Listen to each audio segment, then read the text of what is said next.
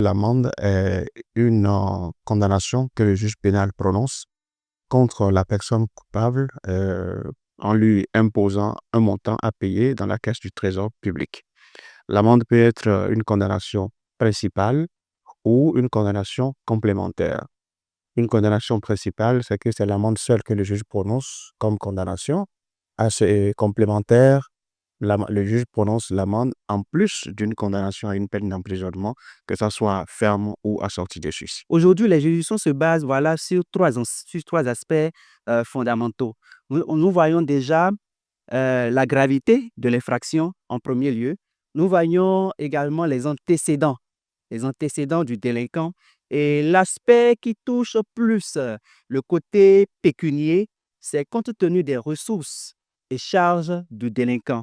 Si ce délinquant est à meilleure fortune, donc on tient compte de tous ces aspects pour pouvoir quand même évaluer l'amende à ce délinquant-là. D'abord, la loi fixe les tranches des amendes pour chaque type d'infraction. La loi peut dire l'amende prononcée par le juge sera de tel montant à tel autre montant.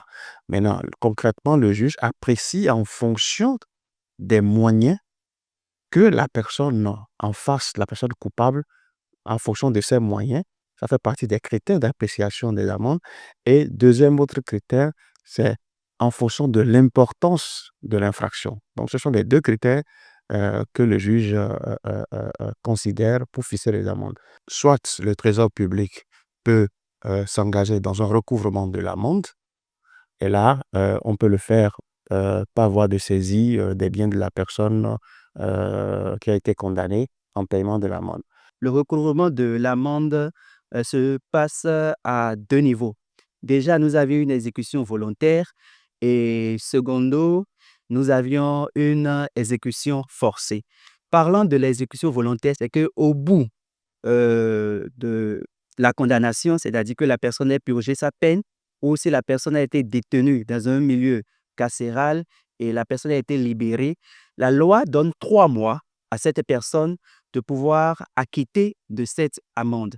Si au bout de ce temps, au bout de cette période, commence maintenant ce qu'on appelle la période d'exécution forcée, où l'officier de police judiciaire que nous appelons communément l'OBJ, il est appelé à aller rechercher ce délinquant qui a purgé sa peine pour quand même aller payer cette amende au trésor public auprès d'un comptable du trésor public si au préalable ce délinquant a manifesté le désir, bien qu'on l'ait appréhendé, d'aller payer.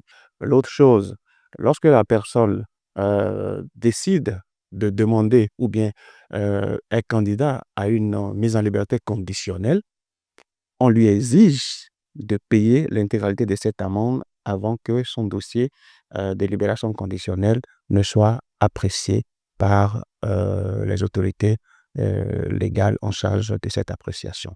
Mais si on l'amène au trésor public et ne paye pas, commence maintenant ce qu'on appelle la contrainte par corps.